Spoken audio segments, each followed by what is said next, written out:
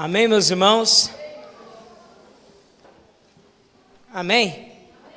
Você está aqui comigo? Salmo de número 25, irmãos. Essa semana eu estava orando ao Senhor. E Deus me manda entregar para você alguns segredos da parte dele. Então, se você puder anotar, se você puder escrever e apontar e, acima de tudo, praticar, meus irmãos, conte os dias para ver a sua vida mudar. Você está me entendendo ou não? Eu vou explicar de novo para que você possa entender. Se você puder anotar, se você puder prestar o máximo de atenção no que vai ser ministrado hoje, e se você colocar em prática o que vai ser ministrado hoje, eu lhe desafio a você contar os dias para ver a sua vida mudar. Amém, irmãos? Queria que você abrisse no Salmo 125, que é Salmo 25, verso 14. É só o texto base que nós vamos ter para aquilo que o Espírito Santo quer falar nessa manhã. O verso 14 do Salmo 25 diz: o segredo do Senhor é para os que o temem, e a Ele lhe fará saber o seu conserto. Eu vou ler de novo. O segredo do Senhor, em algumas traduções diz a intimidade do Senhor, é somente para aqueles que o temem, e a esses Ele fará conhecer o seu conserto, o seu decreto, os seus propósitos. Amém? Pode se assentar, que o Senhor peleja por mim e o Espírito fala. Os segredos são contados apenas para pessoas que nós temos intimidade. Paulo, quando está escrevendo aos Coríntios, em Efésios, ele está dizendo para que você conheça os mistérios ocultos do reino dos céus. Ele está falando de segredos. Está falando de coisas que Deus não pode contar para qualquer pessoa. E eu creio, irmãos, que Deus faz seleção de pessoas. Ele não faz acepção, mas Ele seleciona algumas pessoas para contar os seus segredos. Eu creio que Deus não faz acepção de pessoas. Ele quer salvar e ama todas as pessoas. Mas para Ele contar segredos, Ele precisa selecionar alguém. Visto que quando Jesus ia para as orações, Ele não chamava os 12. Ele só chamava Pedro, Tiago e João. Ele não chamava todos. Então, nota-se que alguns eram muito mais íntimos de Jesus. Alguns estavam muito mais próximos da sua própria vontade, da vontade dele, do que a grande multidão que o rodeava, que o cercava, que o ouvia. E eu creio, irmãos, que Deus te selecionou para você estar ouvindo essa palavra essa manhã. Irmão, se tem uma coisa que eu acredito, isso não é uma palavra que eu simplesmente jogo e falo porque decorei um verso, não. É porque eu realmente acredito nisso. Eu aprendo da Bíblia de uma forma muito clara, muito fácil, eu não faço confusão. Eu acredito assim, se está escrito, pronto, acabou. Está escrito, então é isso que tem que ser aplicado. E o Salmo 65, verso 4 diz que bem-aventurado é aquele a quem Deus escolhe. Escolhe o quê? A chegar ao seu templo. Então, se você está aqui nesta manhã me ouvindo, se você está aqui nessa hora, preste atenção aqui para mim, porque a palavra está sendo ministrada aqui no altar. Se você está olhando para mim e ouvindo a minha voz, sabe que eu sou o instrumento na mão de Deus, e Deus está falando ao teu espírito, dizendo: eu te escolhi para ouvir essa palavra. Eu te escolhi para você ser abençoado no meu templo. Independente do que você passou, Deus te escolheu. E quando se Ele te escolheu, é porque Ele sabe que o teu espírito pode e tem condição de guardar, de suportar e de praticar esses conselhos que Ele vai te dar, que são segredos dele. A intimidade, ou o segredo, é a qualidade de nós sermos íntimos, algo particular, vem do grego íntimos, de estar moído dentro, que atua no interior de cada ser, estreitamente ligado por afeição e confiança. É o âmago, é o imo, é o cerne do tronco das plantas, ou seja, algo mais profundo de cada ser. É o centro de cada coisa e de cada ser. E diz o Aurélio que é a parte mais íntima de um homem, de uma pessoa, é a sua alma. Onde é que estão os seus conflitos? Não estão nenhum fora, estão tudo dentro da sua alma, dentro do seu psique, dentro da sua mente. Então, se você quer adorar a Deus, você não adora a Deus fora, você adora a Deus na sua alma. Porque se você conseguir adorar a Deus nos seus pensamentos, sua vida transformou. Porque os seus pensamentos fazem você gerar atos, os seus atos fazem você ter hábitos, os teus hábitos vão te levar, vão moldar o seu caráter, e o seu caráter vai te levar a um destino. Então, se você adora a Deus na sua alma, na sua mente, nos seus pensamentos, se você conseguir controlar ou encher a sua mente apenas daquilo que é concernente à palavra e ao poder de Deus, Satanás não conseguirá nunca colocar um dardo inflamado sobre a sua mente, porque ela está guardada pela palavra, firmada pela mão de Deus, e tudo que você pensar ou desejar dentro do teu coração terá que acontecer. Então, o primeiro segredo que você tem que entender: você tem que aprender e praticar adorar a Deus na sua alma, na sua mente. Quando a sua mente começar a vagar em outros pensamentos, diga: pare agora, minha alma, porque você foi feita para adorar o meu Deus. Quando vir as dúvidas, quando vir os problemas, quando vir as adversidades, quando vir tudo sobre a sua alma, bombardeando a sua cabeça, querendo que você gere um monte de pensamentos contrários àquilo que Deus quer, você breque tudo e grite em voz alta para si mesmo, dizendo: ó minha alma, está escrito no Salmo 62, ó minha alma, espera somente em Deus, porque dele vem a minha salvação. Então, toda vez que você passar por luto, você diz isso. Você vai ver que alguns personagens bíblicos tiveram que ter essa intimidade, estreitar esse espaço entre o homem e Deus. Se você vai em 1 Samuel, no capítulo 3, você vê um jovem que já servia ao Senhor. Ele já era sacerdote. Ele já estava lá servindo a Deus, na casa de Deus, no tabernáculo de Deus. Mas diz a palavra no capítulo 3 que a palavra de Deus era uma coisa muito rara naquele momento.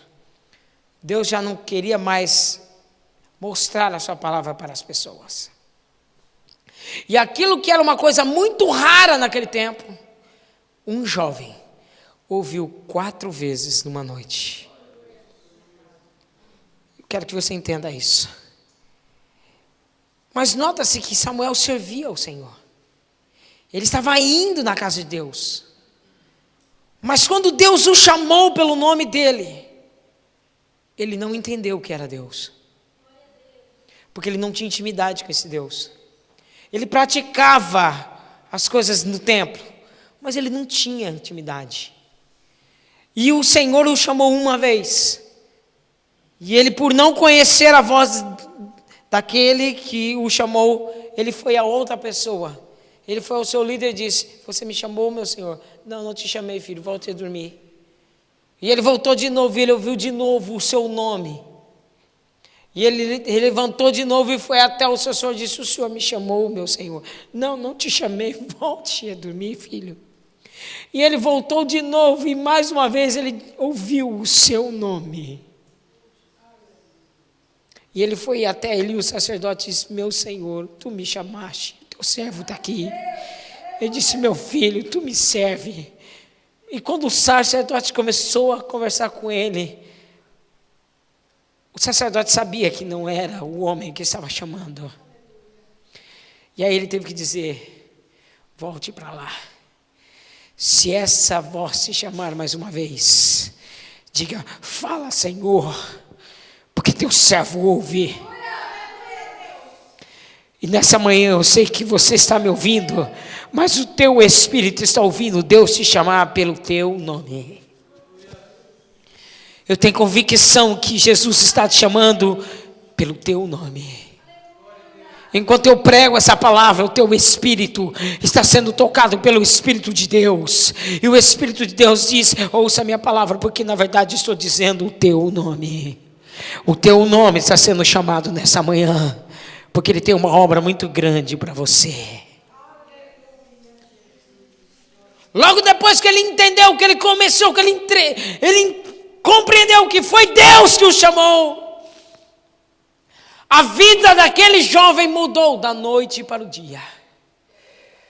E eu quero profetizar que após esse culto a sua vida muda. Muda.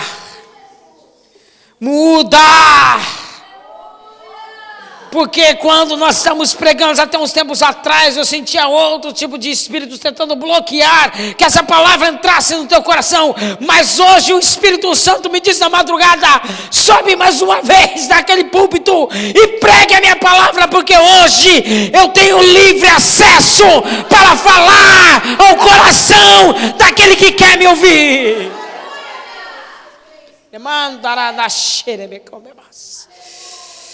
E diz no capítulo 3 de Samuel, que depois que ele teve essa intimidade com Deus,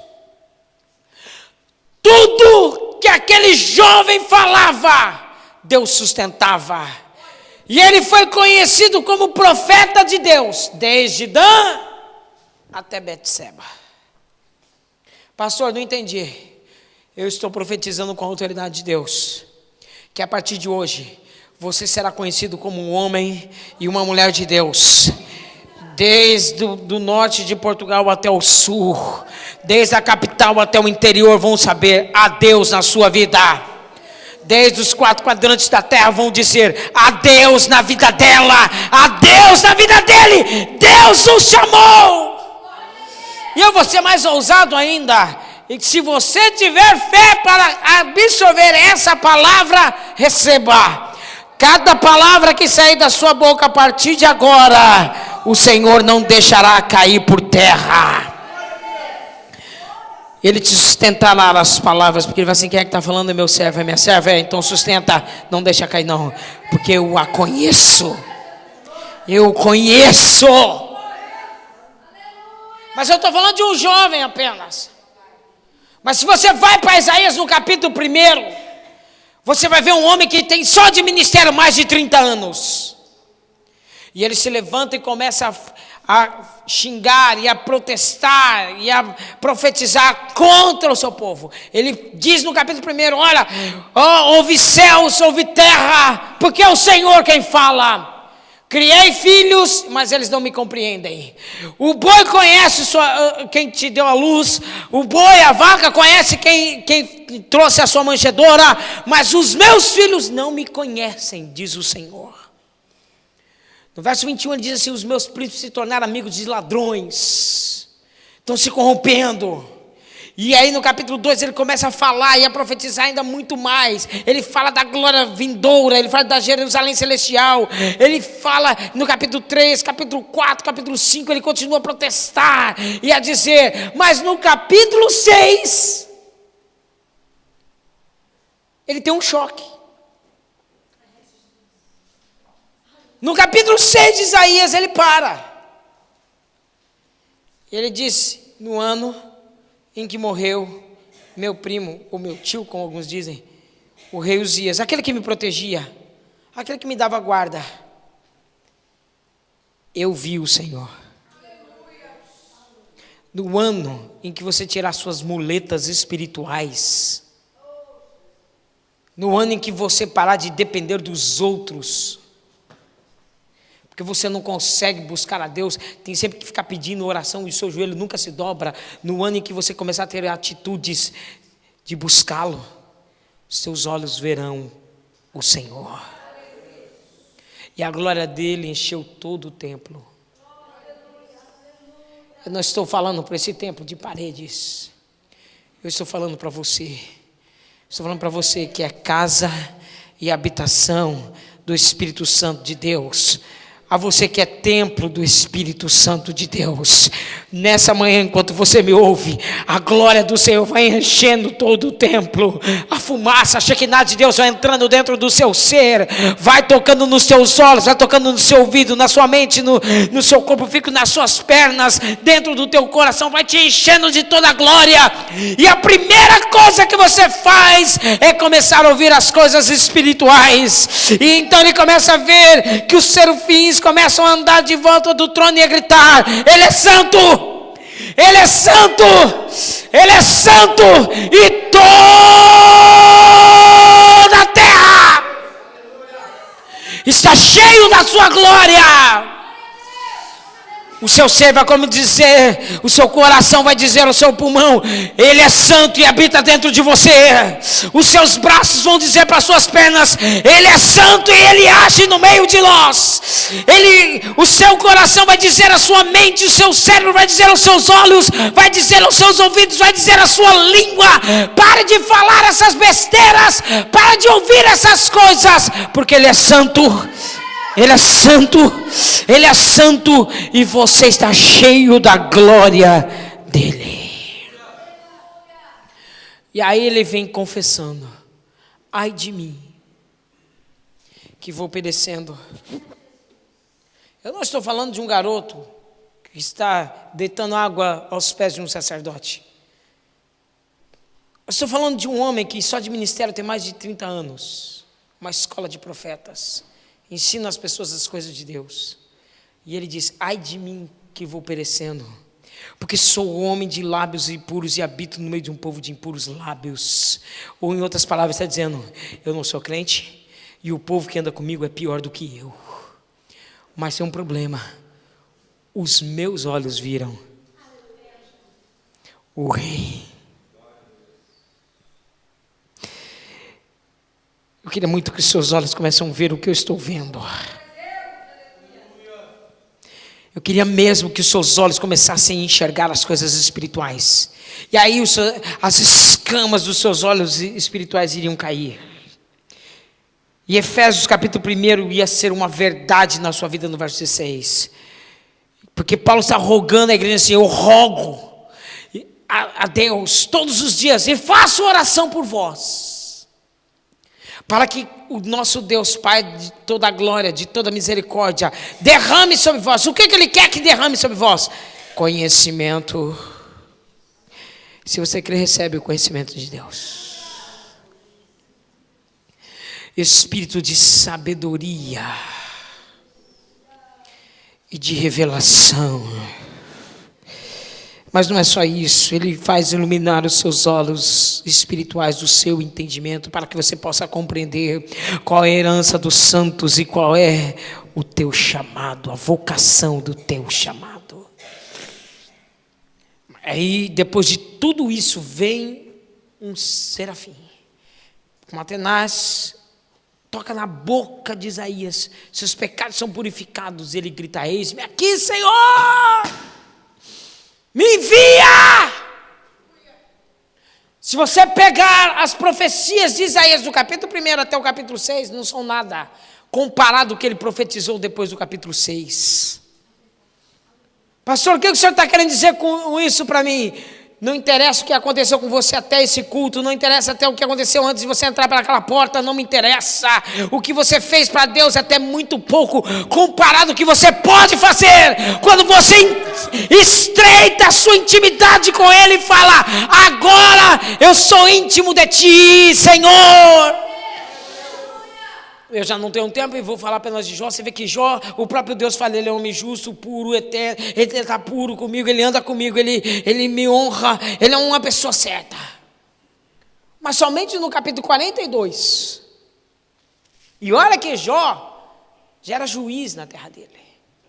Se assentava nas portas para julgar o povo. Ele é uma pessoa de consenso, ele tinha bom entendimento, ele tinha sabedoria, ele temia a Deus. Mas só no capítulo 42, no final do seu livro, ele diz: bem sei, Senhor, que tudo que o Senhor pensa ao meu respeito não pode ser frustrado. Eu até quero fugir da tua presença, fazer as coisas do meu jeito, da minha maneira, mas bem sei que quando o Senhor pensa uma coisa a meu respeito, terá que acontecer. Antes eu te conhecia, porque eu ia na igreja ouvir o pastor pregar. Antes eu te conhecia porque meu pai e minha mãe me instruíram na palavra. Mas hoje eu te conheço. Não de ouvir pregações, não de ouvir ministrações, mas porque o Senhor age na minha vida. Eu ando e o céu anda comigo. Eu começo a me movimentar e eu sei que o seu Espírito está andando e agindo na minha vida.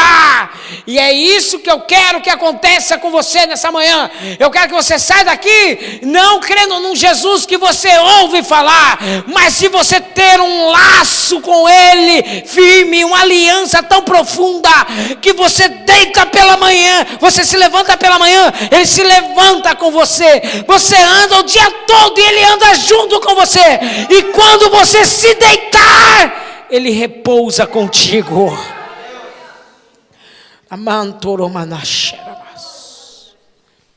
Mas esses segredos, essas intimidades, só são reveladas para quem teme. E Deus, muitas vezes Ele age, né, com o seu instrumento de propósito. E nem sempre o seu instrumento de propósito estão às claras. Nem sempre Deus se revela dizendo: eu sou o Deus das oportunidades. Deus também é o Deus do oculto, do escondido. E tem coisas ocultas na minha vida e na sua vida que estão sendo reveladas. Você sabe que quando Jesus está ensinando como orar, Mateus 6 ele diz: olha, quando orares, entre no teu quarto, feche a tua porta e ore a Deus em segredo, ou em secreto. E em secreto, o teu Deus te responderá. O problema é que muitas vezes nós estamos orando a Deus achando que vai ser segredo, ou Deus vai me responder em secreto e em segredo para as pessoas que estão da porta do meu quarto para fora. Muitas vezes você orou a Deus e Deus te respondeu, mas foi tão secreto que foi secreto até para você. Tem coisas aqui acontecendo aqui na igreja, nessas pessoas que estão aqui me ouvindo agora, até na minha vida, coisas que nós oramos, e sabe o que aconteceu? Deus falou assim: olha, sabe aquilo que você orou há muito tempo para mim? Sim, sim, aquilo foi segredo até para você. Tem coisa na sua vida que é segredo até para você, que Deus já respondeu. Porque nem sempre Deus aparece dizendo: olha, eu sou o Deus com o cartão dele dizendo assim: eu sou o Deus das oportunidades. Deus muitas vezes usa das circunstâncias para revelar os seus propósitos. Por isso eu queria que você abrisse mais uma vez a sua Bíblia no livro de Esther, para que nós possamos ministrar. Esther está logo depois de Neemias, antes de Jó, antes de Salmos, no meio da Bíblia. Estou vendo gente procurando lá em Apocalipse, é no meio da Bíblia, irmão. No meio da Bíblia, vira um pouquinho Salmo. Antes de Salmo tem Jó, antes de Jó, Esther. O livro de Esther é um livro meio que as pessoas questionam muito, inclusive até no meio evangélico e principalmente na comunidade judaica. Por quê? Eles questionam a divindade desse livro. Porque em nenhum momento, são 8 capítulos apenas, em nenhum momento você vai ouvir escrito no livro de Esther: e Deus fez, e Deus se manifestou, e Deus colocou a sua mão, e Deus ouviu, e Deus respondeu. Não, em nenhum momento você vai ouvir isso. Então alguns, defendem de que o livro de Esther não é divino, porque não tem nada escrito sobre Deus, às claras. Eu vejo por uma cabeça dura, eu vejo até que por ignorância, porque o livro de Esther está conectado à história. E eles dizem sim, não, eu até respeito como um livro histórico, como geográfico, como calendário para festas, mas eles não defendem a divindade. Mas eu vejo Deus no livro de Esther. Porque o nosso Deus também é um Deus de segredos. O livro de Esther começa de uma forma bem exaltada. O rei Artaxerxes, o rei Assuero, ele resolve dar uma festa, uma festinha básica, de 180 dias. E ele reúne os principais príncipes das suas províncias, que eram nada mais nada menos do que 127 províncias. Reuniu todos e deu uma pequena festa, regada a bom vinho, a boa comida, uma festinha básica de 180 dias, né, irmãos? Básico. E para terminar a festa, vocês vão dar a saideira, vamos, 7 dias do vinho real, em taça real, da comida real, a melhor, levou lá, levaram tudo para dentro lá da fortaleza de Suzã, e deu o melhor. E no último dia ele resolve envaidecer ainda mais, né? Depois que ele estava calibrado de vinho, ele fala: chama lá minha mulher que eu quero agora que ela desfile aqui, para que todos vejam que tudo que eu quero eu tenho. Mas talvez por uma tradição familiar, porque a rainha Vasti era da Pérsia, e digo de passagem, pelo que dizem as histórias, era possível a mulher mais linda daquela época. Era a rainha Vasti. A mulher mais bela e mais formosa daquele exato momento se chamava Vasti. E talvez por tradição familiar, e talvez de família, laço familiar, alguma coisa, assim, não sou um objeto, eu não vou me apresentar. Não quero isso não vou me apresentar. E não se apresentou. E aí teve um problema, você sabe o problema, você conhece a história, você me ajuda. O rei Assuero reúne seus conselheiros e fala: o que eu faço? Aí fala: olha, acho bom o senhor dar um jeito nisso aí, porque se o senhor não fazer isso, se essa onda pegar, as mulheres vão começar a acreditar que podem responder aos maridos. E acho bom o senhor fazer. O senhor já imaginou as mulheres que estão aí, as mulheres desses 127 príncipes que estão aí, eles vão dizer: se a minha rainha fez isso com Assuero, vou fazer com você também.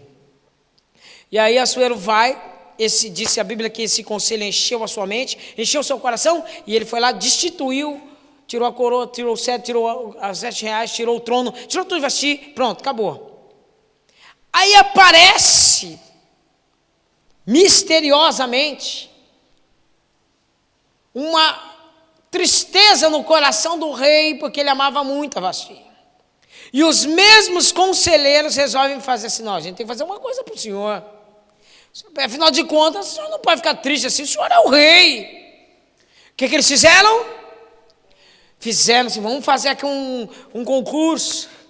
Vamos selecionar as mulheres, as melhores jovens, as virgens, que venham de linhagem real. Tem que ser princesa. E aí a gente vai trazer tudo aqui para dentro da casa das mulheres. E elas vão passar por um período de purificação. E daí o senhor pode escolher qualquer uma para coroar no lugar de Vasti. Misteriosamente a mão de Deus começa a agir. Porque Deus não precisa se apresentar para ninguém e dizer assim: sou eu que estou fazendo. Ele simplesmente faz. Na minha vida e na sua, Deus não precisa dizer assim: olha, filho, vou mexer na sua vida, viu, Rodrigo? Eu vou falar com você, viu, filha? Não, ele não precisa ver, ele simplesmente fala, ele simplesmente faz porque ele é Deus. E aí Deus aparece misteriosamente, aparece uma jovem que estava mendigando a porta do palácio, vivendo de uma forma moribunda. Ela vivia por as custas de um tio, porque os pais tinham morrido. E o nome dessa menina, no capítulo 2, verso 7, diz que o nome dela era Radassa. Estrategicamente, misteriosamente, ela entra nessa seletiva, porque não sabemos por quê. Porque ela tinha que ser de linhagem real. Tinha que ser inspecionada. As pessoas precisavam ver de onde veio, como estava. Misteriosamente, Radassa entra no meio das mulheres, dentro da casa das mulheres. misteriosamente Deus vai te tirar do meio dos seus problemas. Misteriosamente, sem dar satisfação para ninguém. E nem querendo saber o que você vai dizer, o que os outros vão dizer. Ele vai te colocar num lugar onde Ele te fará crescer. Mas aí, o tio fala assim, você precisa mudar o seu nome. Vamos mudar. Estrategicamente eles trocam o nome de Hadassah para Esther, que além de estrela, ou aquela que brilha, também o nome Esther significa segredo escondido. Não, você não entendeu. O nome Esther não é só estrela ou aquela que brilha, mas também segredo escondido. Na minha vida e na sua vida, Deus tem um segredo escondido, e que na hora em que o propósito dele tem que acontecer, esse segredo aparece. E ele aparece no momento em que você menos espera, em que você não está nem achando que não vai dar. De repente o segredo de Deus aparece, porque Deus, Ele tem sempre uma carta na manga. Quando todo mundo diz, você perdeu, você já era, quando o seu próprio coração diz, agora acabou, Deus aparece e tira do nada algo para você, fala, está aqui, ó.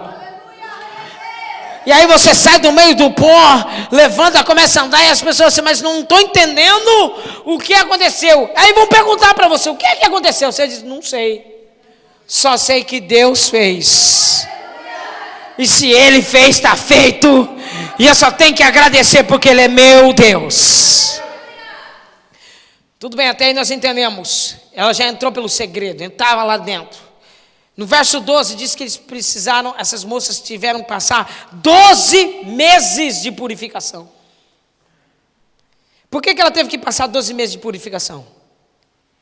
12 meses se preparando, 6 meses com óleo de mirra, 6 meses com especiarias, para a purificação das mulheres. Para que ninguém desse o golpe da barriga no rei. Para que nenhuma moça entrasse lá e de repente levasse o rei lá, e quando ele se deitasse com ele, ela falasse, me engravidei do rei. E ela tinha o direito de permanecer e ser constituída como rainha. Para ninguém dar o tombo no rei, como diz na minha terra, para ninguém puxar ou enganar ou aldrabar o rei, ela tinha que passar 12 meses sendo vistoriada para ver se a menstruação descia, para ver se a barriga não crescia, para ver se estava todos em dia. Depois que passasse isso,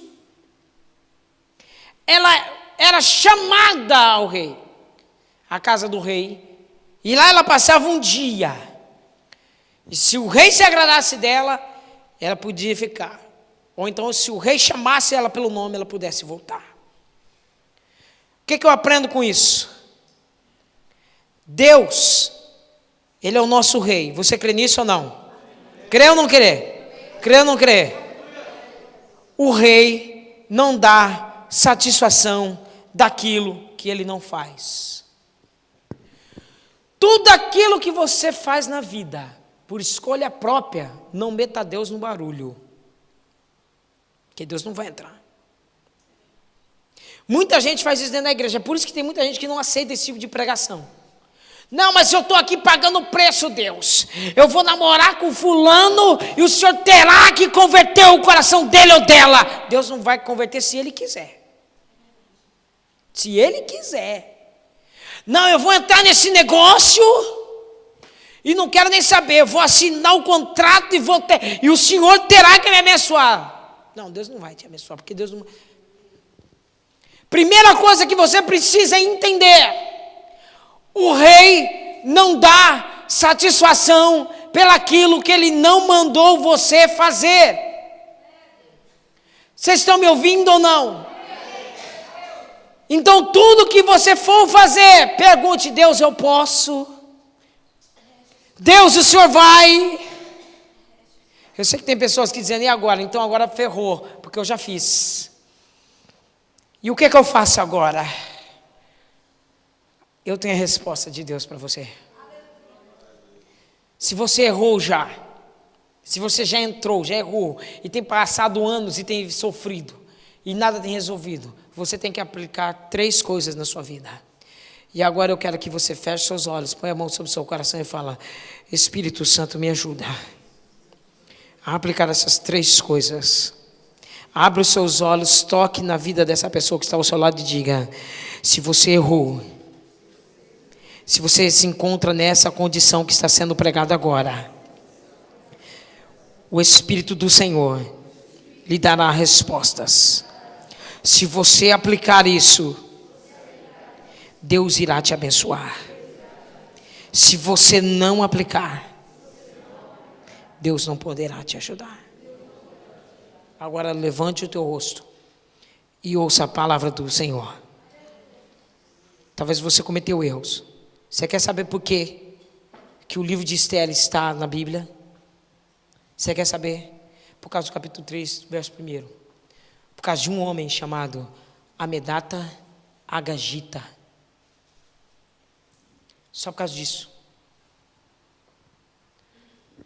Os Agagitas é um povo em que Deus virou para Saul e falou assim: extermine, mate, destrua. Mas ele virou e disse: não, vamos separar aqui alguns para ser nossos escravos, separa as mulheres. O mesmo erro que os israelitas cometeram em Números capítulo 30, quando Moisés falou assim: destrua os amalequitas. O povo veio e salvou todas as mulheres, e Moisés desesperadamente falou: o que vocês fizeram? Ele disse: não, elas são muito bonitas, vou deixar aqui para elas serem nossas prostitutas, nossas escravas sexuais, vou deixar aqui para serem nossas serviçais. Vamos poupar as crianças, afinal de contas, coitadinho delas. Diz a Bíblia em Juízes capítulo 5, que por causa desse erro se levantou uma nação de amalequitas e oprimia os israelitas. Deus falou para Saul: destrua os agagitas. Ele: não. Quem se levanta para destruir os judeus? Um descendente. Tudo que você não resolve no passado, tudo que você não... Sabe por quê? Porque você fala assim: não, afinal de contas dá para meter um pano, dá para levar para a barriga, não precisa ser tão duro, não precisa ser tão conciso, não precisa ser tão pesado, não precisa dar uma pregação tão dura, não precisa, dá para relevar, dá para passar. Tudo aquilo que você não trata lá vai crescer, vai se fortalecer e virá contra você. Agora você quer a resposta de Deus, mesmo que você errou? 3 pontos básicos que você precisa aplicar. Primeiro, arrepender daquilo que você fez. Você tem que vir para Deus e falar assim: Senhor, me arrependo que eu entrei porque eu quis, e quis colocar o Senhor no barulho. Me perdoa, eu me arrependo de ter feito isso. Primeiro passo, arrependimento. Fale para a pessoa: arrependimento. Segundo, confissão de pecado. Confesse o seu erro e confesse publicamente. Porque as pessoas têm um problema, irmãos. Sabe qual é o problema? É aquele orgulho besta de dizer que a minha conduta pode não ser tão boa, mas tem gente pior do que eu. Rapaz, você errou. Eu errei, não errei. Aí sozinho eu errei. Mas na frente dos outros diz que não errou. Deixa eu te falar uma coisa, que eu já preguei isso aqui, a respeito do filho pródigo. Quando ele está comendo bolotas de porco e dentro de um chiqueiro.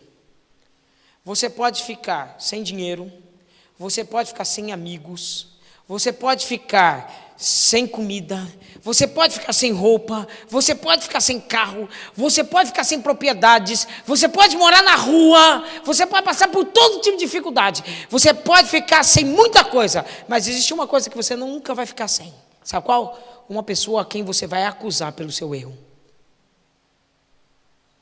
As pessoas sempre terão alguém a quem acusar. Se está na escola, filho, por que você não cresceu na escola? Por que você não passou? Ah, também aquilo é um circo. Não posso ir para lá. Ah, não dá para estudar lá, os professores não ensinam nada de bom. E aquele jovem lá, eu sou muito bagunceiro, a escola não presta. Está no trabalho, sempre alguém me levantando contra mim. É cobra lá engolindo cobra, e meu chefe é o pior deles, porque vive pegando no meu pé, mas não conta que chega atrasado no serviço, não conta que faz as coisas de forma relaxada, não conta que faz as coisas tudo errado. Mas também tem aqueles que pioram a situação, até dentro de casa. Filho, por que você está nessa vida? A culpa é do meu pai, que não me instruiu, que me abandonou. A culpa é da minha mãe, que nunca me ajudou. Se a minha mãe tivesse tirado meu piniquinho quando era criança, e não ter deixado eu passar pela humilhação de ter chupeta até os 5 anos, eu não ia ser tão traumatizado com isso. A culpa não é minha. E aí tem aqueles que pioram, né? Dentro da igreja. Por que você não vai na igreja? Porque lá é um bando de hipócrita. Lá ninguém presta. E o pastor é o pior deles. Porque quando sobe para pregar, nunca prega o que eu quero ouvir. Prega só para me bater. Eu vou no domingo para ouvir uma palavra para me animar, e ele vai e me bate, mandando eu me converter. Eu não quero saber de me converter. A culpa é dele. Eu estou perdido no mundo porque ele não pregou o amor de Deus. Porque ele não pregou. Jesus é amor, ele não pregou o amor de Jesus. E aí você leva a vida levando com a barriga. Se você já errou na vida, você tem que se arrepender. Diga arrependimento. Segundo, confissão de pecado. Confissão de pecados. Eu tenho que confessar os meus erros. Eu tenho que admitir que eu errei. Existem 3 coisas que as pessoas nunca gostam de dizer, até mesmo dentro da igreja. Eu errei, me perdoe, eu estou precisando de ajuda. Ninguém quer dizer isso. Mas se você quer ter uma vitória, eu estou te revelando segredos. Quer que Deus mude essa causa sua? Meu casamento, eu casei com uma pessoa que ele não é crente, o que eu faço? Admita que se arrependa do erro que você fez. Confesse que você errou. E abandone no teu coração essa soberba, dizendo que Deus terá que entrar. Não, Deus não terá que entrar. Ele vai entrar por misericórdia. Ele vai entrar por misericórdia, porque Ele te ama. E por Ele te amar, Ele vai, não, agora eu vou entrar. Porque você se arrependeu do que você fez. Você confessou o seu erro. Automaticamente, no seu coração, abandona todas as práticas erradas. E aí Deus entra misteriosamente na sua vida.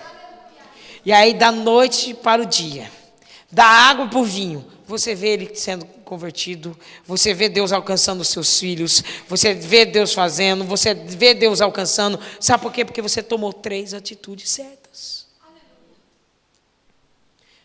Entendemos isso ou não? Entendemos? Então vamos para outra parte. Se você quer entender outro segredo, acontece que quando ela está lá dentro, ela entrou no 3º ano do rei Assuero. E ela só foi chamada no 7º. O que eu aprendo? Você precisa aprender a praticar a paciência. Está vendo como ninguém dá glória a Deus? Está vendo?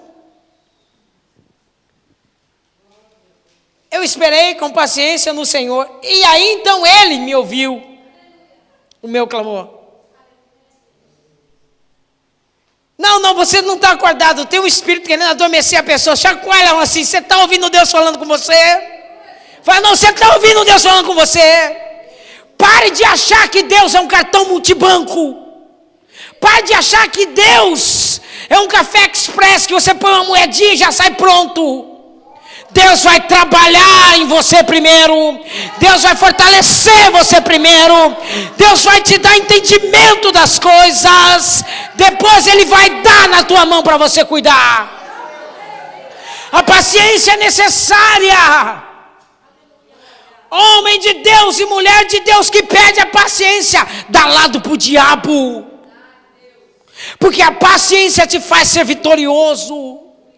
Ela ficou 4 anos esperando. O que ela fez? Se preparou. Se preparou para quê? Você está pronto para receber sua vitória?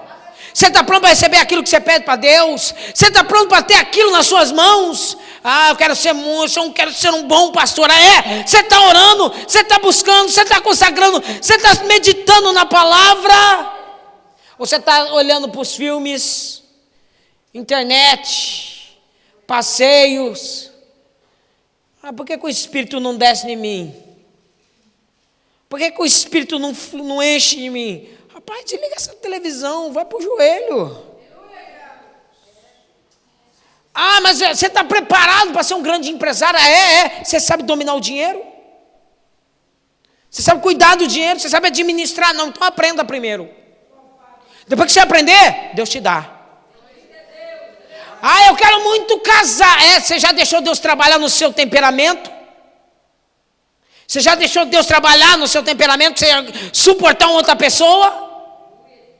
Porque você acha que é fácil ter uma outra pessoa dormindo com você, levantando com você. Acha? Ainda mais se ele for chato que nem eu. Eu louvo a Deus todo dia pela minha esposa, porque ela me suporta. Porque tem dia que eu sou chato. Eu admito. Mas você tem que estar preparado para receber isso. E a paciência faz você estar pronto. Os irmãos estão rindo porque não estão entendendo. Você tem que estar pronto.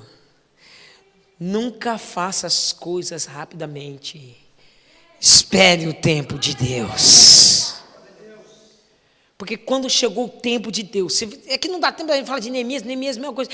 E por um pequeno espaço de tempo orei ao Senhor. Sabe qual foi o pequeno espaço de tempo que ele orou? 6 meses.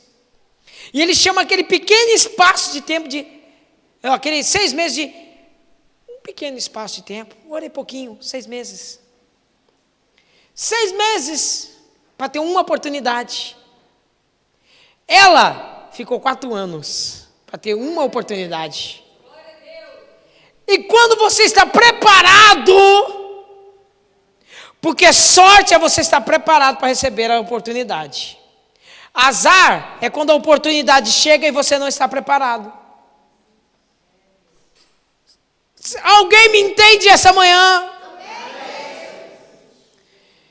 Quando chegou, quando apareceu, no verso 15, chegando pois a vez de Esther, filha de Abiail, tio de Mardoqueu, que o tomara como sua filha, ir ao rei. O que está escrito na sua Bíblia aí? Verso 15. Coisa nenhuma pediu, senão o que disse Hegai, eunuco do rei, guarda das mulheres, e alcançou Esther graça aos olhos de todos quanto vinha. Agora eu vou puxar a sardinha para o meu lado. Vou. Olha aqui para mim. Ela esperou 4 anos. Entenda o que está acontecendo. Todas tinham uma oportunidade para ir na presença do rei. Quando o nome dessa pessoa era chamada, ela podia pedir tudo que ela queria para ir até o rei. Se ela quisesse uma escrava nova, ela tinha uma escrava para ajudar ela. Joias, ouro, brilhantes, pintura no cabelo, esmalte, sei lá o que ela pedir, uma abóbora. Ela ia pedir o que ela quisesse. Lhe seria concedido. Só que quando chega a vez da crente, o que ela faz? Coisa nenhuma pediu. Ela virou para o eunuco e diz: diga para mim como é que eu chego lá. Diz para mim como é que eu agrado o coração do rei. Porque eu só tenho uma bala no revólver. E eu tenho que matar esse leão hoje.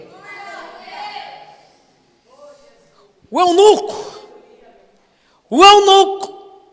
Ele não é aquele indivíduo descaracterizado pela sua sexualidade que dizem que castravam o eunuco. Não é isso. O eunuco do rei era o escravo da orelha furada, que no ano de jubileu, ele tinha o direito de liberdade, mas ele chegava diante dos juízes e falava: olha, eu quero servir o meu Senhor, não agora por servidão ou por pagamento, mas quero servir porque eu o amo. E aí o Senhor dele vinha e furava-lhe as orelhas. E quando ele andava pelas ruas, as pessoas diziam: lá vai o servo da orelha furada. O salmista Davi, quando ele escreve o Salmo 40, ele escreve: as minhas orelhas tu furaste, Senhor. Porque eu te sirvo não por obrigação, mas eu te sirvo por amor. Se você está aqui me ouvindo apenas e serve a Deus apenas porque eu te mando, porque eu te dou uma ordem, porque está estipulado, porque é regra e prática do ministério, vou te dar um conselho: levante e vá embora. Porque aqui Deus disse para mim que só ia ficar pessoas que dizem: eu vou te servir por amor. Nada por obrigação, nada porque me mandam, não porque eu sou imposto. Eu sirvo porque eu amo Deus. Você ama esse Deus? Aleluia. Sabe o que ela fez? Me diga. E ninguém melhor do que o eunuco do rei para conhecer a vontade do rei. Ele era guarda das mulheres, guarda do tesouro, guarda das vestes reais. O eunuco, ele era um homem de tanta confiança do rei, que o rei deixava ele cuidar de tudo, e nada alterava o seu caráter. Ele entrava no meio dos tesouros do rei, e aquilo não o seduzia. Ele ia no meio das mulheres, e as mulheres poderiam ficar nuas diante dele, que ele não as desejava, porque ele sabia que aquilo não era dele. Tudo bem, eu vou dizer uma coisa aqui com erro, com a margem de erro, porque eu sei que tem pessoas que não são separadas por Deus. Mas o eunuco aqui simboliza os pastores fiéis. Porque pastor que é pastor de Deus entra no meio da riqueza de Deus e não se corrompe com ela. Pastor de Deus mesmo pode entrar no meio do povo, e se ele sabe que ele já é casado, ele não vai desejar mais nenhuma. Sabe por quê? Porque ele já sabe que ele tem uma. Ele já tem um rei. Ele não precisa de mais nada, porque ele come na mesa do rei. Ele é propriedade do rei. O rei cuida dele. O rei dá o melhor para ele. Então ninguém melhor do que o eunuco do rei para você pedir conselhos. Você acha que Esther era besta? Esther perguntou assim: ela ficou quanto tempo mesmo lá, irmãos? Nesse período de 4 anos, muitas passaram e voltaram, e nenhuma foi. E ela começou a observar. E ela começou a observar também o eunuco. Todas queriam chegar diante do rei, mas queriam chegar segundo a sua própria vontade. Eu vou seduzir segundo a minha vontade. Eu vou lá e Deus o rei terá que me aceitar segundo aquilo que eu trago para ele. Não pergunta para quem conhece. Meu irmão, eu estou há 17 anos no ministério. Deixa eu dizer uma coisa para você. Eu conto nos dedos as pessoas que dizem: Senhor, ô pastor, o que eu devo fazer para agradar a Deus? Pastor, como é que eu devo orar? Como é que eu devo buscar a Deus? Pastor, como é que eu devo ser mais íntimo de Deus? Eu conto nos dedos. Quantas pessoas me pediram esse conselho? Muitas pessoas querem ser autodidatas. Eu vou lá porque eu tenho livre acesso, e mete a cara. Tem um dia de glória. Mas ao eunuco do rei, ele revela segredos que ele não revela embaixo, não, irmãos. E eu estou te revelando alguns segredos, porque eu sou servo fiel dele, e o rei mandou eu revelar. Quando você for falar alguma coisa, pergunte para quem conhece ele, se o que você está fazendo é da vontade de Deus ou não. Porque existem 3 perguntas que eu sempre faço quando eu vou fazer alguma coisa. Se você passar nessas 3 perguntas, pode ir com toda certeza que Deus irá com você. É justo o que você está fazendo? É justo? Não está prejudicando ninguém? Não está prejudicando ninguém também. Nem as pessoas, nem a você mesmo. Não está prejudicando ninguém. O que a palavra diz a respeito? Se você passar nessas três perguntas, Deus vai com você. Agora, se você não passar nessas três perguntas, não vai não. Porque Deus não vai se responsabilizar. Agora, repare uma coisa. Ela pediu conselhos para quem? Para o eunuco. O eunuco diz assim: faça isso que ele vai gostar. Vista isto. Age dessa forma. Faça isso. Chegue na presença dele dessa forma. Porque se você chegar dessa forma, ele vai olhar para você com outros olhos. Pastor, prova para mim. Chega de conselhos humanos. Me dá uma palavra de Deus. Final do verso 15. Esther achou graça aos olhos de todos quanto via. Verso 16. Assim foi levada Esther ao rei Assuero, à casa do real, no 10º mês, do mês de Tebete, no 7º ano do seu reinado. Verso 17. E o rei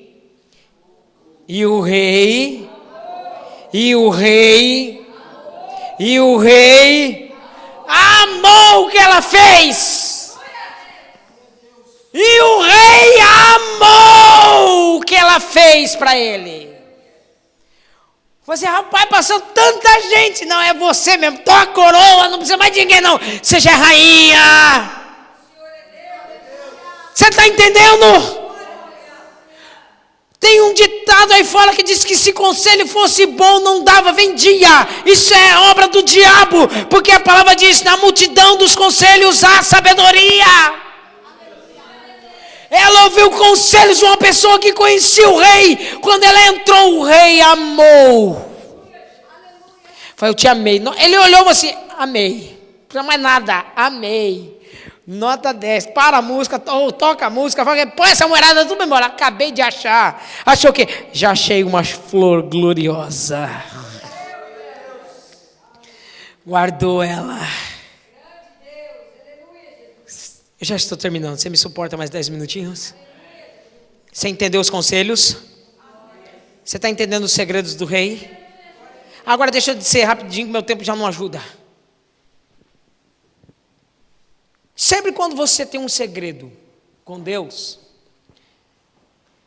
do tamanho que é a tua vitória, se levanta uma luta na mesma intensidade. Você está me entendendo ou não? Você quer coisas grandes de Deus? Aprenda a suportar grandes coisas para Deus. Se você quer ser reconhecido por Deus, aprenda a reconhecê-lo em todo o seu tempo, em todo o seu dia, em todas as suas horas. Suporte a Deus em todos os seus momentos. Diz no capítulo 3 que no mesmo tempo em que ela está sendo coroada, levanta nada mais, nada menos do que Amã. O pior. Na mesma hora, ele diz que o rei Assuero tirou o anel dele e colocou ele sobre príncipe de todos os seus príncipes.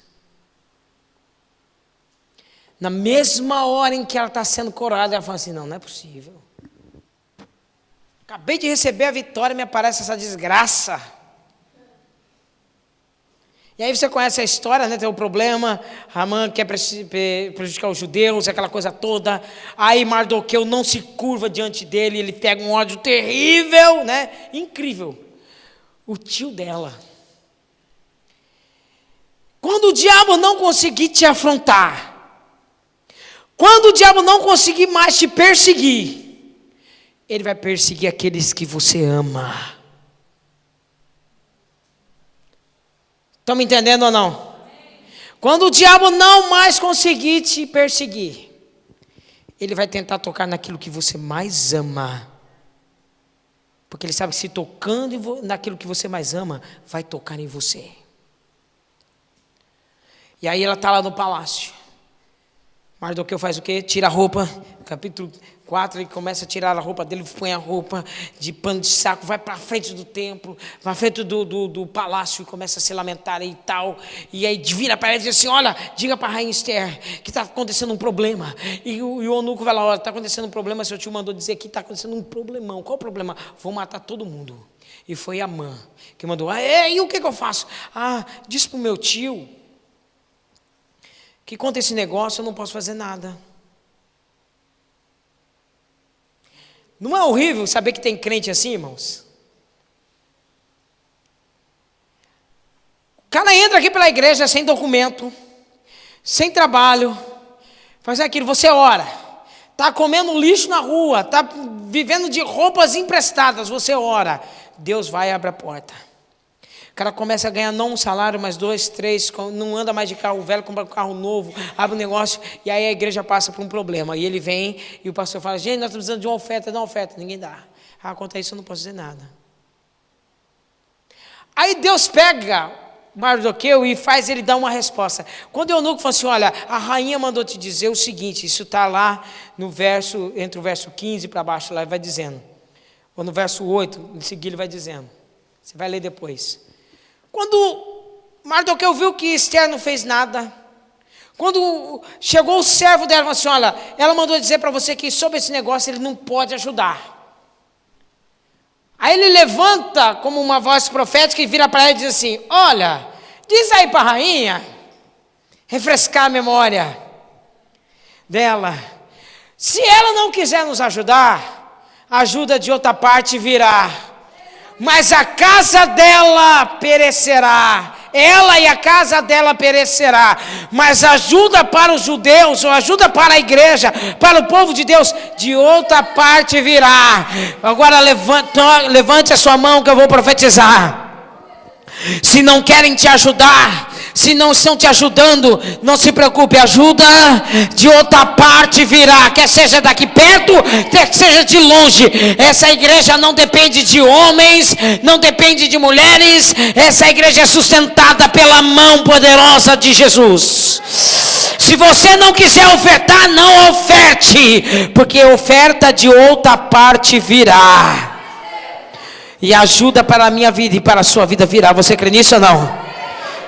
Se você não está tendo ajuda, se você vem aqui perguntando: Senhor, eu preciso de uma ajuda, e a igreja não pode me ajudar, não tem problema não, ajuda de outra parte virá, porque você é fiel com Deus. E aí isso toca no coração da rainha. Fala: não, faz o seguinte, eu vou romper com tudo, eu vou romper com tudo. O que eu vou fazer? Eu vou orar. Diz para o povo orar comigo.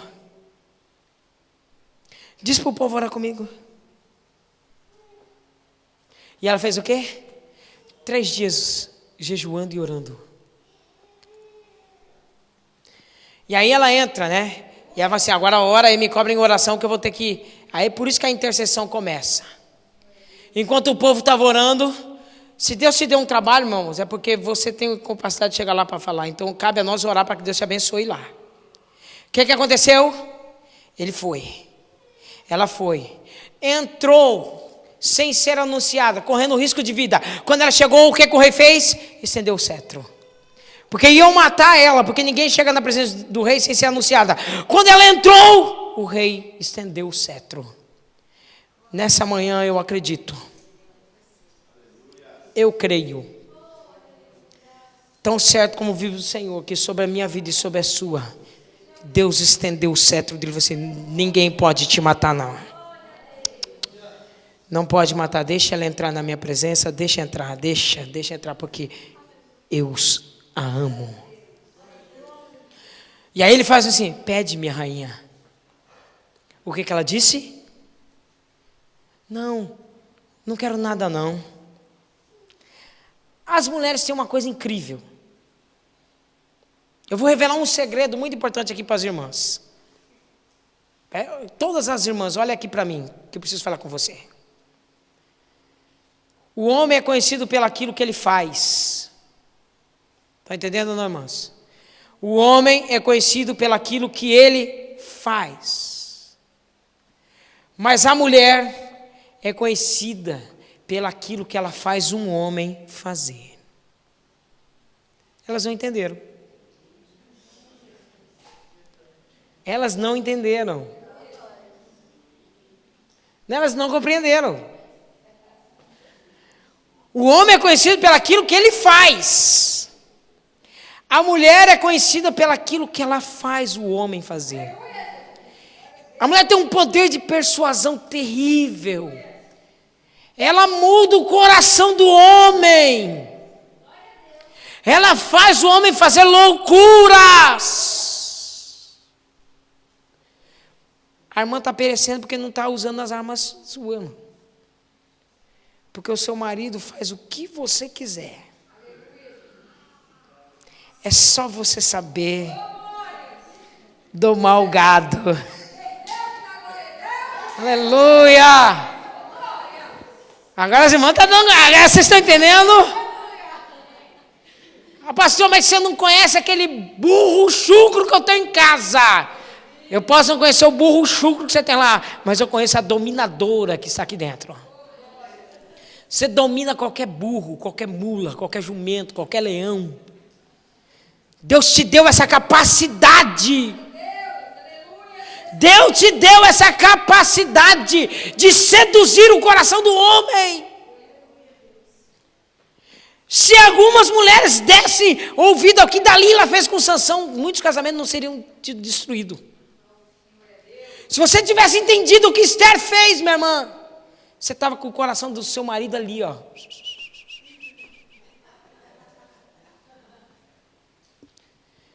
Você acha por que Adão mordeu a maçã? Porque quem mordeu primeiro foi Eva. Podia assim, não, destrói isso aí, rapaz. Você acha? Eu vou pedir para Deus arrancar outra costelinha de mim assim, faz outra. Aliás, deixa eu abrir um parênteses para explicar sobre isso. Deus arrancou a mulher do homem. Mas depois Deus gostou tanto da coisa, porque a única vez que Deus falou, não está bom na criação, foi quando ele olhou para o homem. Não está bom que ela vive só, não. Foi a única vez. Foi a única vez que Deus falou, não está bom. Não é bom que ela vive só, não. Vou ter que fazer uma disjuntora. Aí deu um sono nele, tirou a costela e fez uma mulher. Deus gostou tanto que nunca mais tirou mais nada do homem. Tirou tudo da mulher. Tudo agora vem da mulher. Mas irmão, não dá glória a Deus de jeito nenhum. Fica difícil. Jesus me ajuda. Por isso que a mulher sábia edifica. E a tola destrói. Põe a mão sobre a sua cabeça agora, irmã, agora. Nesse exato momento, o Espírito de sabedoria desce sobre a sua vida. E você passa a ser uma mulher sábia e entendida. E edificará sempre o seu lar para a glória de Deus. Você pode dar um amém? Glória a Deus. O que ela fez? E a palavra que mais mata um homem, sabe qual é? Nada não. Né? Amor, o que aconteceu? Nada não. Se você ouvir, meu irmão, agora Deus tape os ouvidos de todas as mulheres aqui, para que elas não ouçam isso. Meu irmão, ouça o que o Espírito vai revelar um segredo para você. Se você ouvir 3 nada não, num único assunto, aplique apenas Lamentações 3, verso 19. Mete a cara no pó. Talvez a misericórdia para ti, porque a casa caiu, a coisa ficou feia. Se você ouvir uma mulher dizer para você em três vezes, num único assunto, nada não, ferrou. A coisa está estranha para o seu lado. Porque a mulher sabe que ela só pode dizer, a mulher sábia, ela só a mulher nunca pede nada, irmão, sem saber se vai conseguir aquilo. Quando uma mulher diz para um homem, nada não, é porque ela sabe que o homem não está preparado para ouvir o que ela quer dizer. Então ela vai esperar o melhor momento. E o que ela faz? Olha, não é nada não, sabe o que eu vou fazer? Não vim pedir nada. Você se arriscou a vida por nada? Só para te ver, meu amor. E para dizer o seguinte: preparei um banquete para você. Vem aqui nos meus aposentos que eu tenho um banquete para você. Ah, é. E tem mais. Traz esse aí com você. Irmãos, coisa terrível a mulher, né? Acho que é o grande segredo de Deus é a mulher. Ela vira para ele, vem para aqui. Mas traz ele também, viu? A mãe fala assim, olha, tô assim, rainha. Ela gosta de mim, mal sabia ele. Levou, comeu, tal, ele se envaideceu, que ele foi para casa fazer uma forca para matar o tio dela. Rapaz, estou muito bem. Foi chamado para um banquete para a rainha gosta de mim. Isso é mesmo bom. E o rei pede agora, meu Deus, nossa, você preparou esse banquete para mim? Preparei para você. Foi para mim, foi para você, Você vai me dar? Não. Então pede o que você quer. Não quero nada não, quero que você volte amanhã que vai ter dose em dupla. Vou preparar de novo, quero que você... Mas olha, traz ele também. Naquela mesma noite, você conhece a história, diz que o sono fugiu do rei. Aí o rei fica dizendo, tem alguma coisa de errado, estou perturbado, não sei o quê. Traz as crônicas, leia as crônicas. Qual foi meus últimos atos? Olha, o senhor sofreu um atentado e foi liberto. Como é que eu fui liberto? Um homem que mendigava na porta do palácio. Olha o segredo de Deus aí. Olha, ele pegou e salvou o senhor. O que eu fiz para esse homem? Nada. O quê? Fiz nada. Agora eu revelo um outro segredo na sua vida. Sabe o que é? Tem coisas que você faz para Deus ou para o homem numa hora, esperando resposta e Deus não dá. Você espera que Deus te recompense ali e Deus não recompensa você. Você ajuda pessoas em determinado momento da sua vida e às vezes você fica preocupado e até chateado com Deus. Poxa Deus, eu ajudei fulano, ajudei Betano, eu fiz isso, fiz aquilo, mas ele não me ajuda, ele não olha para mim. Mas no tempo de Deus, Eclesiastes 3 diz, há um tempo determinado para todo o propósito debaixo dos céus. Tudo que você fez lá, um dia se manifeste aqui. O que aconteceu quando ele estava lá? Mardoqueu lá sofrendo, e agora? Vou morrer, estou lá, e Deus tirando o sono do rei. Enquanto você está aqui lamentando os seus problemas, Deus está tirando o sono de gente que vai te ajudar. Deus está falando assim, rapaz, ele te ajudou, você não fez nada para ele, vai ajudar ela lá, vai ajudar ele lá, foi bom para você, você terá. Eu estou profetizando porque eu sinto Deus abrindo porta nesse exato momento. Gente que você ajudou, gente que você aconselhou, hoje vai trazer emprego, vai trazer uma vitória, vai trazer a resposta que você necessita. Em nome de Jesus. E aí aparece o príncipe lá no meio da sacada e o rei sem dormir. E depois que contou tudo, ele estava assim, quem é que está aí? É a mão dos seus príncipes. Traz ele aqui. Amã, sim meu senhor. O que é que eu devo fazer para um homem cujo coração do rei se agrada? Tem gente estúpida demais, que só consegue olhar para si mesmo. Tem gente tão tola que acha que, só eu prego. Não, vai ser eu que vou pregar nesse congresso, afinal de contas, eu prego demais. Só pode ser eu. Não, a igreja só vai para frente porque eu canto muito bem. Eu prego muito bem. Aliás, se eu parar de dar o meu dízimo, coitado daquela igreja, coitado do pastor. Porque eu.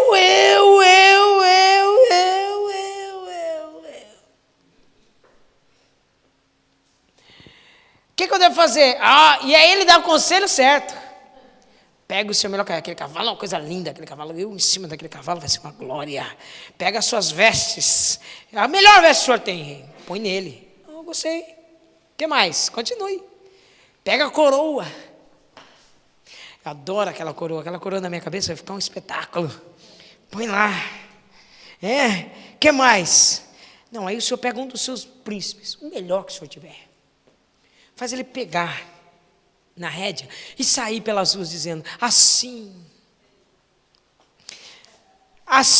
faz o rei a todos aqueles que o seu coração se agrada.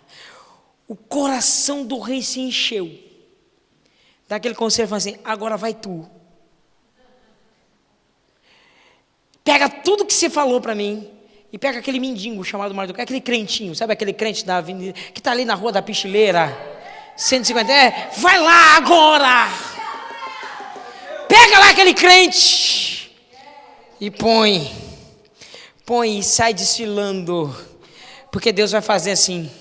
O segredo de Deus é que de uma hora para outra, quando você pensar que as coisas estão caindo, Ele vai fazer você estar por cima.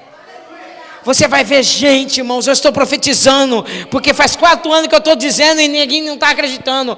Irmãos, nós estamos no ano de colheita, mês que vem é mês de colheita. Eu vou dizer uma coisa para você: tem muita gente que meteu a boca, que xingou, que disse que a gente não ia, que a gente não vai, que a gente não consegue. Vai ter que ver você triunfando. Vai ter que ver a tua casa sendo transformada. Vai ter que ver você recebendo tudo aquilo que você perdeu. Vai ter que ver você dizendo: olha, Deus levantou ela, Deus levantou ele, Deus levantou.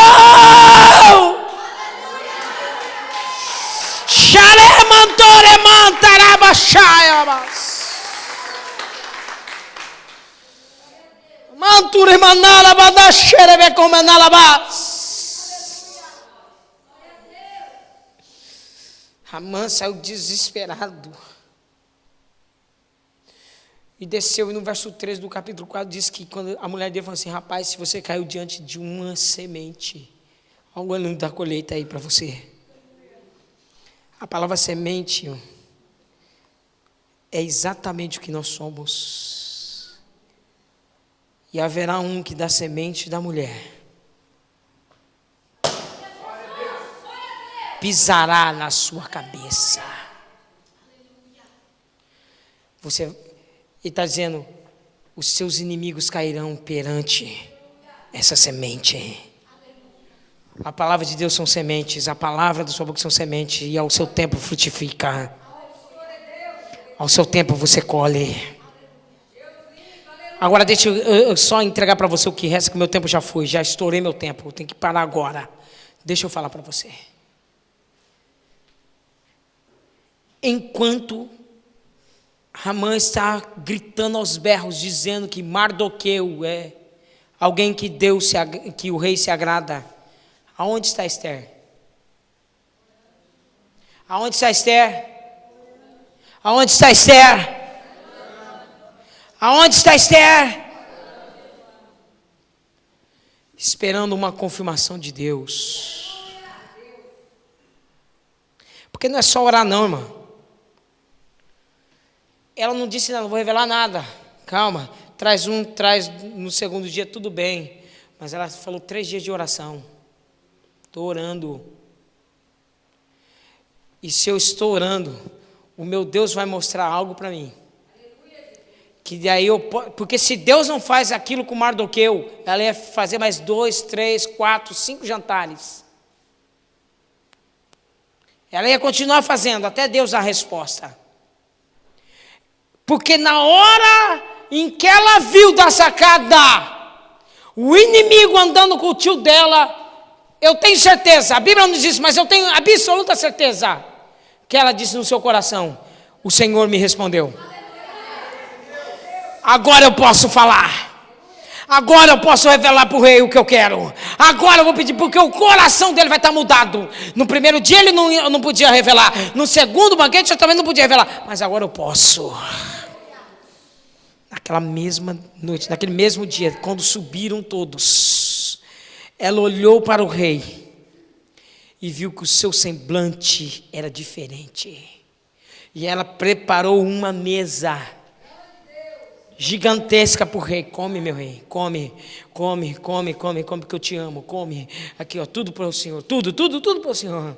Quando o rei estava satisfeito, ele falou assim: eu não aguento mais, eu não suporto mais. Diga-me, pede até metade do meu reino que eu te dou. Vai, mulher, pede que eu não aguento mais. Você já me dominou, você já me tem. Pede o que você quer, vai, fala o que você quer.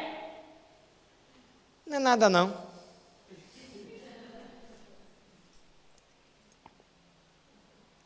Mas agora que o seu coração já está acalmado, eu vou dizer: esse é o meu último banquete que eu dou para o Senhor, porque nós vamos morrer. Eu, minha casa, minha família, meu povo. O quê? Quem ousa matar a minha rainha, a qual tanto amo? Ele.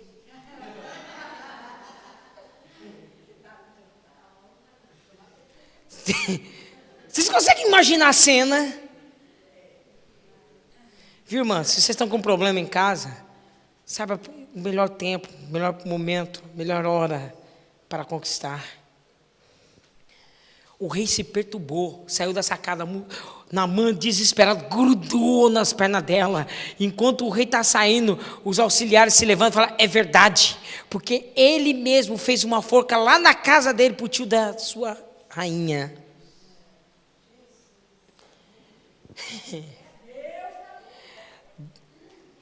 Deus está agindo nesse livro ou não está? Porque se você me disser que isso é coincidência, eu entrego esse microfone e vou embora, eu vou comer sardinha, porque eu estou doido para comer uma sardinha.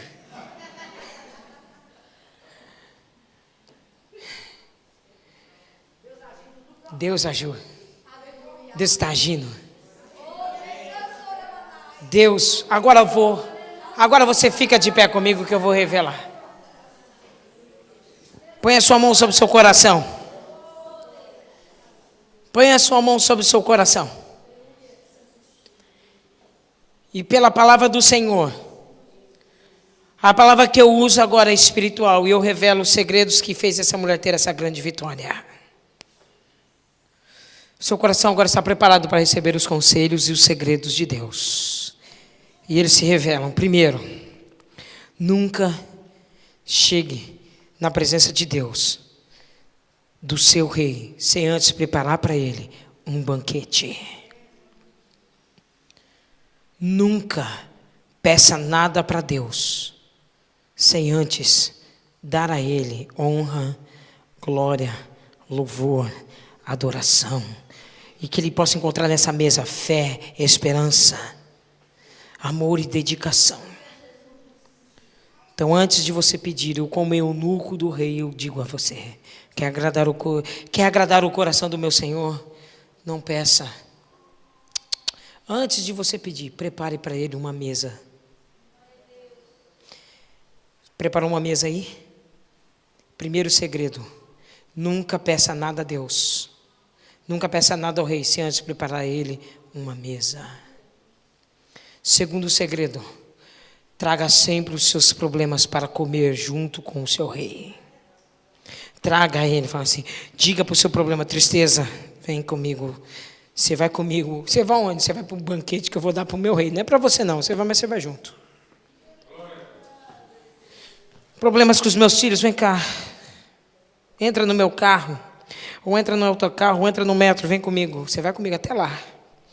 Senta aí que você vai ver eu adorando o meu Deus, o meu rei. Problemas financeiros, vem comigo. Você vai onde? Vou na casa do meu rei. Por quê? Porque eu tenho um banquete para dar para ele. E você vai junto comigo. Quando você sair da sua casa, pega o seu problema e traga com você. Diga para esse problema: fique aí e veja eu adorando o meu Deus. Primeiro segredo que você tem que entender: nunca peça nada para Deus sem antes preparar ele uma mesa. Segundo